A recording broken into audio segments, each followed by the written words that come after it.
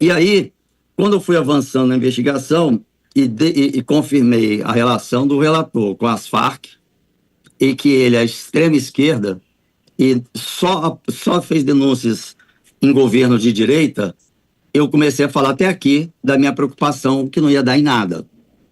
Mas quando eu fui nessa missão e realmente confirmei a relação dele, eu acionei determinadas pessoas do governo americano que, sem que ninguém soubesse, estava entre o grupo da comitiva que veio um link do governo Trump.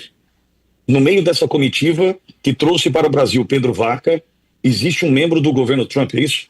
Exatamente.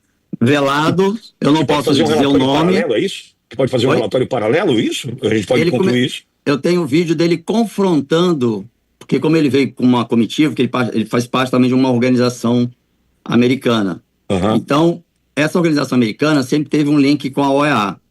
Só que nessa situação, foi essa pessoa enviada, e é um cara, assim, extremamente inteligente e com histórico de defender a liberdade de expressão, o fim da censura, a democracia. Então, ele já tem um histórico sobre isso. Ele foi, assim, pensado, era a pessoa certa para estar acompanhando. E aí tem vídeos de reuniões deles, entre eles, que ele começa a confrontar o relator. Totalmente. Primeiro, por que foi no STF primeiro?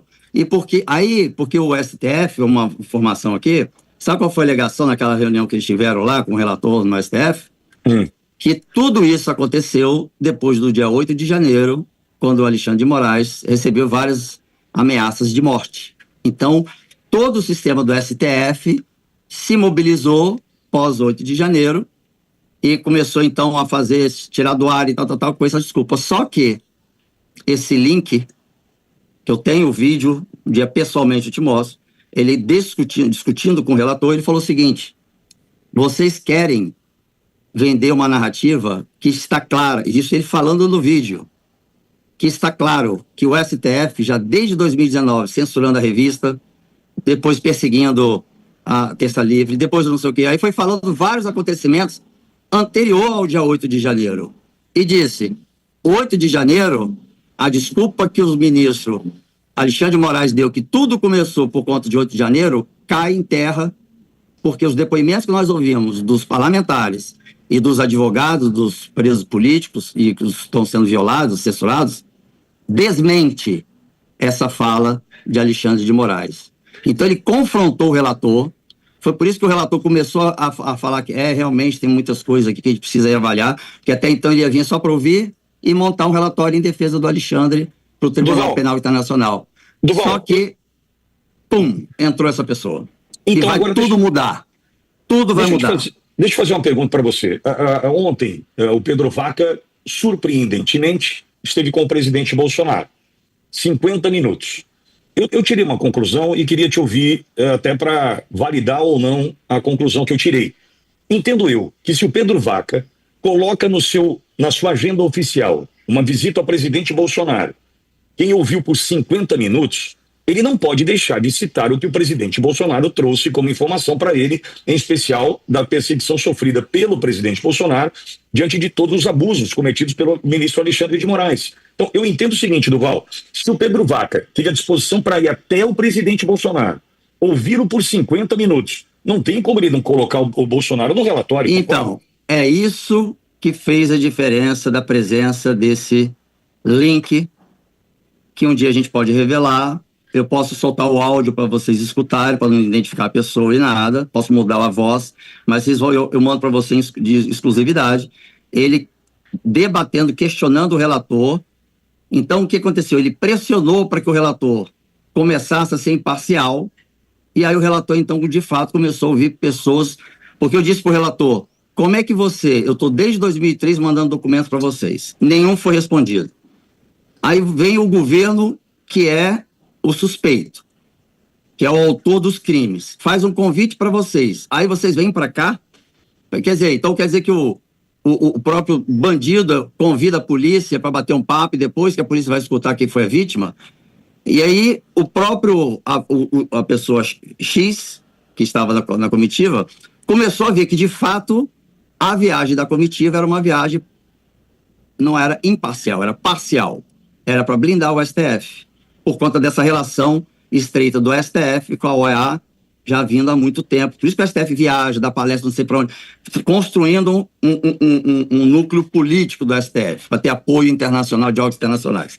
E esses órgãos, todas essas ONGs, que sempre vão para o lado oposto, né, do que é o correto, o certo, ela começou a ter, após a USAID enfraquecida, e depois a denúncia de George Soros investindo bilhões nessas instituições principais, essas que eu li, para continuar com a narrativa que Bolsonaro é genocida, que Bolsonaro é radical, que Bolsonaro é perseguidor, que ia dar golpe de Estado, que dia 8 foi um movimento encabeçado pelo Bolsonaro. Então, tudo isso, aí eu falei para algumas pessoas e falei numa live minha, aí estava falando da anistia. Aí eu falo aqui, Pitólio, para todo mundo, uma notícia muito boa.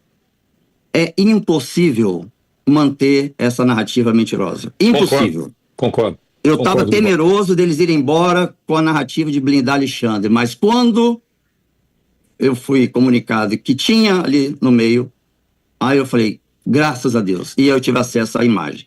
Ô, Duval, posso... e quanto tempo esse relatório deve levar para sair? Uma semana, 10 dias, um mês? Não, vai durar um pouco, porque vai ter uma pressão política agora, inclusive a partir desse que estava junto. Quer dizer, ele vai ser o fiscalizador desse relatório. Ele, provavelmente, com pressão diplomática, vai assumir a relatoria. É provável, não é certo, é provável. E muitos que estão falando da anistia, eu digo para vocês que estão presos com tornozeleira, com penalidade de 17 anos. Deixa eu falar uma notícia boa para vocês. O Bolsonaro é 99% de possibilidade dele ser eleito presidente da República em 2026. É o nosso dia D. Tudo vai ser revertido porque em quase 20 dias o governo americano já está acabando com essas ONGs que influenciavam a esquerda e massacravam a direita, criminalizavam a direita. Então elas estão acabando. Esses vermes, esses, né, estão sendo mortos. O que vai acontecer? O Bolsonaro vai voltar a ser elegível. Isso é fato. Com outro cenário a partir do ano que vem. Ele tornando elegível, é lógico que ele vai ser eleito. E é lógico que o Bolsonaro vai repetir o que o Trump fez, dar anistia a todos os presos políticos. Então eu até tenho falado para as famílias, calma, porque até 2026, Bolsonaro sentando na presidência, eu não tenho dúvida pelo caráter dele, que eu só tive com ele uma vez, mas dá para ver, e a gente conhece o caráter da pessoa, ele vai dar anistia. Isso é óbvio. É a luta dele hoje, inclusive, né, Duval? É uma coisa que seria incoerente ele chegar e não dar anistia. Sim, porque ele sofre a perseguição do mesmo jeito que os outros estão sofrendo. E essa sensação da expectativa da morte sobre ele, ele vai ser preso, ele vai ser preso, ele vai ser preso. Isso cria, que a gente fala, a expectativa da morte é pior do que a morte. Então isso causa um abalo emocional muito grande. E ele mesmo assim está mantendo assim. E são 4 anos mais 2, são 6 anos que o STF está perseguindo ele para achar uma agulha no palheiro e não acha nada. Exato. Então isso já vai ser colocado. E essa radicalidade, que muita gente acha que mas Bolsonaro é radical. Olha o Trump. É o mesmo do primeiro governo? É um outro Trump. É o mesmo. Por necessidade, né, Duval? Por necessidade. O Bolsonaro não é mais aquele. Aquele precisou para aquele cenário que aqui fica meu agradecimento a ele, que ele ressuscitou todos da direita, que é a maioria no mundo inteiro, que estava sendo massacrado por questões, né, de toda essa estrutura política de órgãos internacionais bilionários, querendo calar a direita por conta dessa liberdade, da questão de geração de emprego e não ficar dando dinheiro para poder manter, enfim.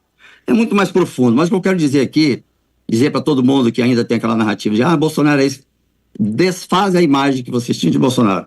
Ele vai entrar como outro presidente da República, ainda mais com mega ultra apoio do governo dos Estados Unidos. Perfeito. Então nós vamos ser colocados debaixo do braço do governo dos Estados Unidos para caminhar entre os países de primeiro mundo, e nosso Brasil vai sair dessa miséria, que nós vamos entrar numa recessão grande, já estamos entrando. Então os Estados Unidos, eles estão agora, saindo da relação diplomática com o Brasil para uma relação pessoal, porque eles sofreram perseguição como nós aqui sofremos também. Então, perfeito. Ao saber desse membro que estava participando, e quando me mandaram o vídeo, veio de lá dos Estados Unidos o vídeo, dele aqui no Brasil, batendo boca com o relator, eu comemorei, foi ontem à noite, mas e muito. Por isso que eu pedi se podia falar com vocês hoje aqui. Porque a notícia é excelente. Excelente. Por isso que o STF ficou, no início, estava tranquilo, recebeu, bateu papo, mas as coisas foram transformando e aí apareceu um que começou a confrontar o relator e fazia parte da comissão. Então, é uma excelente notícia e o STF começou a ver que o negócio realmente não vai ter jeito. A onda levantou. Duval, quero te agradecer mais uma vez pela confiança, pela oportunidade de te ouvir e pela boa notícia. Acho que era o que a gente precisava para fechar sexta-feira, saber que existe um membro, então, do governo, da equipe de Trump, dentre esses que estão no Brasil. Obrigado, viu, Duval? Bom final de semana. Um grande abraço. Viu, Duval? Eu te agradeço muito e todo mundo mantém esperança que 2026 vai ser o dia D. Nós estamos num contra-ataque, não vamos parar, seguimos em frente, mas dia D nós temos que ter o Bolsonaro para fazer anistia, para fazer essa mudança, igual o Trump está fazendo, os dois são aliados, aí nós vamos ter um país de primeiro mundo, só com o Bolsonaro, não é com A ou B, não é que eu estou discriminando outros de direita, não. Mas se não ceifar a vida de Bolsonaro, ele vai ser o próximo presidente. Por isso que temos que protegê-lo, cuidar e parar com essas narrativas de que ele não está fazendo nada, não está confrontando o STF. Ele não está porque ele não tem mais a prerrogativa de imunidade parlamentar, ele é um cidadão comum. Então, ele tem que pisar em ovos. É diferente da gente que tem ainda uns certos direitos que ainda o Alexandre toma todos. Mas é isso, Pitório. Obrigado pela oportunidade, pelo canal e essa oportunidade de mandar essa notícia boa para todo mundo, que então essa comissão veio para o Brasil com um objetivo e voltou com um saquinho entre as pernas e vão ter que refazer tudo. Bom, Duval. Bom final de semana, Duval. Igualmente, um abraço a todos.